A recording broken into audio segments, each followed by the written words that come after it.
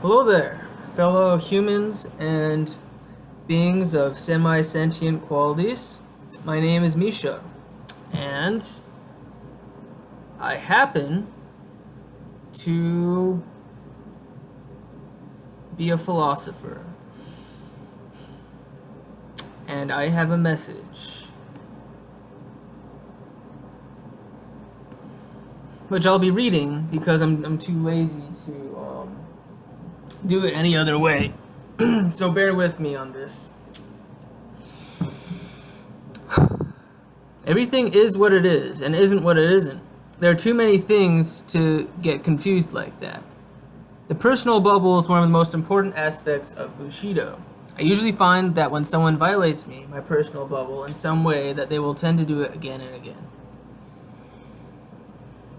Some things are self-creating and are best either transcended now or forever lived with. Other things can be transcended step by step. There are thousands of differentiations in between. Indeed, everything in the universe is self-replicating and thus expanding. Many humans live in intellectual poverty, something that is all too obvious to be a mere illusion.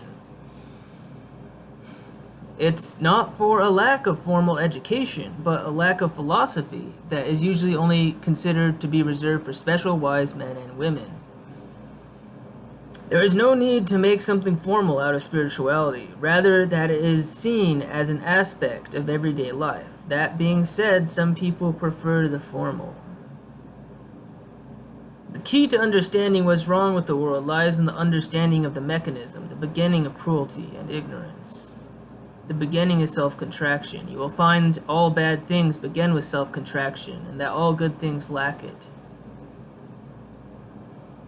There's a very real world of mental violence, no less real than physical violence. Not only is this seen in degenerative verbal debates, arguments, but indeed the act of self-contraction cannot help but smother the life around it, surely being the source of all harm. Thoughts seek survival, for they have the same pattern of everything in the world, that of self-replication. Bad thoughts seek survival.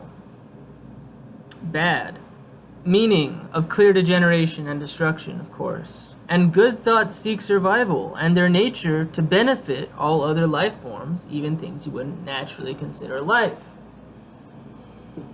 All information in the universe is properly divided into yin and yang subgroups, and each of these two have their own yin and yang. An example, the yin and yang of the yin. The characteristic of yin is passive, the characteristic of yang is aggressive. In my opinion, this is their main quality. Of course, also known as feminine and masculine, will and surrender. Yin being the passive receiving, and yang being the aggressive creating force. Everything in the body is symbolic of a certain thought, and by gaining control of those parts of the body, you gain control of those thoughts. That is the basis of my philosophy. Everything in the universe is pure potential until your perspective manifests it. There is a simultaneity between perspective manifestation and actual energetic manifestation, though it may not seem this way. It is just so that when you fully grasp a subject that its form appears before you. You may think then that constantly things will be appearing out of nowhere, but you'd be surprised how rarely you truly grasp something.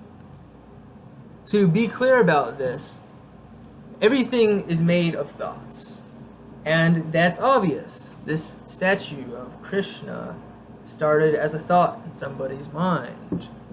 Every culture is a combination of thoughts and symbols, ideas made manifest. The only difference between a thought and the outward reality is the slowness of its vibration, its feeling. It's the same thing occurring more slowly. Anybody can see this. So, if you think of an elephant, the concept or image of an elephant may appear in your head, but it won't appear in real life. However, if you constantly think about an elephant, this is the point I'm trying to make, is that it will appear in your reality. What do you mean? Well, first of all, you actually don't have to believe in anything metaphysical to understand this. It's very simple. You can only have so many thoughts in your head at a time. If you're constantly thinking about an elephant, it's going to leak into your dreams. It's going to leak into all kinds of potential thought forms that you may have. You might end up seeing a picture of an elephant on Facebook, and you will start to notice information that you hadn't noticed before pertaining to elephants. Ultimately, within a couple years of this thought about elephants, you might actually travel to Thailand and see an elephant because of this chain of effect. The first obstacle you must overcome on the road to proper debate is to be rid of the confusion over semantics. A semantic miscommunication is one of the many types of miscommunication that are possible. Its meaning is that people argue unwittingly over the meaning of a word or phrase rather than the actual concepts with which they are intending. This is exceedingly common in this day and age and is a great embarrassment to true philosophy. As for all you armchair philosophers out there,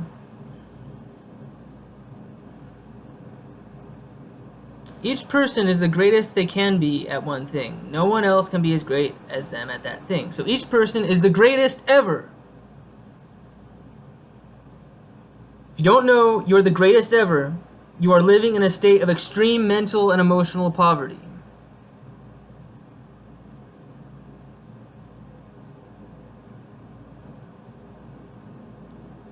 Every extreme experience of excess or lack is the yin, or the yang of your adaptation to it. For example, there will be moments in your life of pure confusion. There are several ways to deal with this, perhaps one of the best ways being the way of pure contemplative will. Any idea mastered will then, of course, affect that part of the body. All things are tied together this way. All is one and only separated by degree. There is no formal structure other than the natural mass of the form of the self. It is absurd to think of it otherwise. What of the universe itself? It is not but a poor reflection of the form of the self. And the universe itself probably is a self. Personality is but the butterfly effect of your action.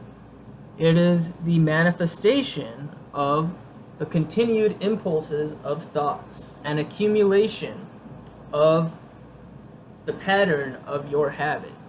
Personality is not some embodiment outside of that which you yourself have earned.